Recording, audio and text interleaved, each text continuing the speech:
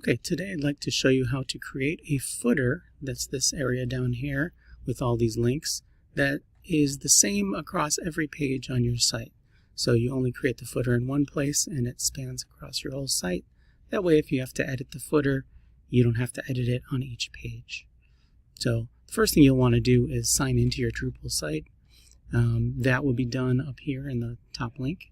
If you don't have access, then contact your webmaster and hopefully they can add you to be able to administer the site. The second place we're going to look is up here under Structure, and then go to Block Layout.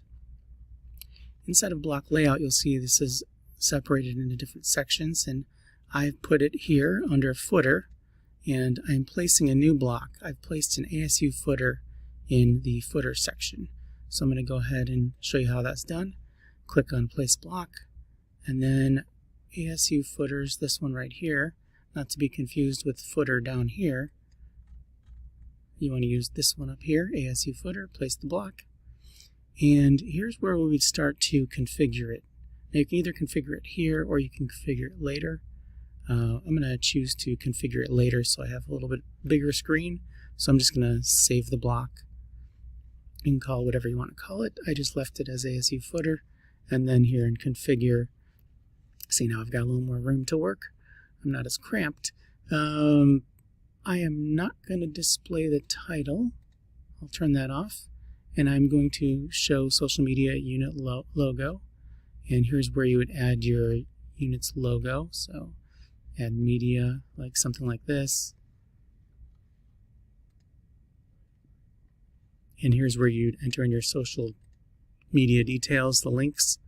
And the other thing you'll want to select is to show the columns. So I'll go ahead and just put in web services here for now. Might look different for you.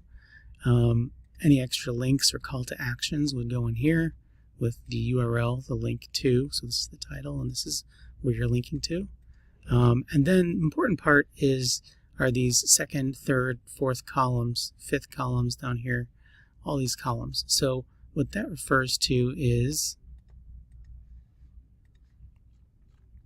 you'll see down here there's these different columns of menu items. Now, I want to be very specific about what links I add, so I've gone in and created custom menu items. Let me show you how I did that. I'm going to go ahead and save my block for now and show you how I did the custom menus.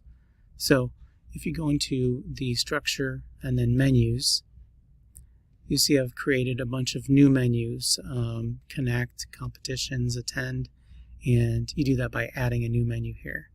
And once you add the new menu, you can save the title and then add links to it.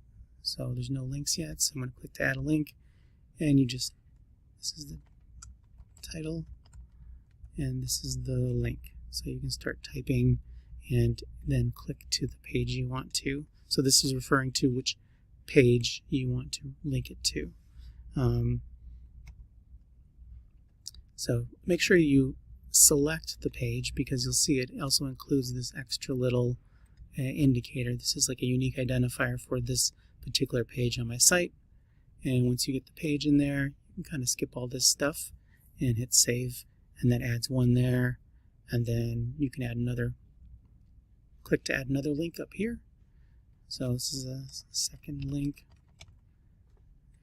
And then let's see what else we have. Just choose that one. And so now this new menu is called New Menu, and it's got these two links on it. And that is how I created the custom menus that are available on the site. So if you look at this one, I go to edit it, and you'll see there's these three links here for the attend section, and that way on the site it shows up like this. Attend, and the three links are right here. If you want to reorder them, then you can click to drag and reorder them here. So now, going back to our block layout, then here's our new footer. I'm going to go to configure the footer, and down here you can insert the new menus that you've created. Academics, attend, whatever new menus you have, you'll select them here in the, I usually just use this first section for each of the columns. So second column, I selected here. Here's the title above it. I usually just title it the same thing, but you can title it whatever you want. So that's going to refer to the title that's listed up here above your links. And once that's all done, and you've selected all your stuff, click to save the block. The block configuration has been saved.